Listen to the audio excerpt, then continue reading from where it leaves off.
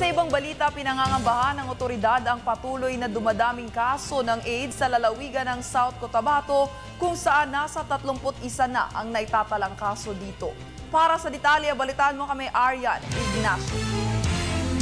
Isa sa mga binabantayan ng pamahalaan ang lumolobong bilang ng HIV cases sa bansa. Kaya naman ang Health ay patuloy na sinusolusyonan ang paglaganap ng nasabing sakit sa mga lugar ng South Cotabato, Cebu, Davao at Metro Manila na siyang tinaguriang HIV hotspots ng bansa.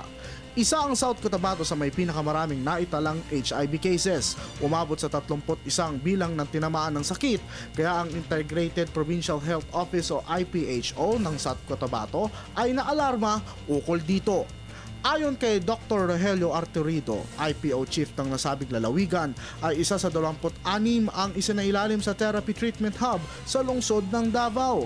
Dagdag pa niya, naitala ang sinabing bilang matapos may dalawang lumapit sa kanilang tanggapan upang humingi ng tulong. Kinumpirma rin ni Arturido na mayroon 2 screening facility ang nasabing probinsya na ginagamit upang matiyak kung ang isang pasyente ay positibo sa HIV dahil tinuring na ngayon na alarming ang nasabing sakit sa probinsya. Ayon sa DOH ay lolobo pa sa 45,000 ang bilang sa 2015 dahil sa patuloy na pagkakaroon ng unsafe sex at prostitusyon sa bansa. Para sa Telebisyon ng Bayan, Aryan Ignacio.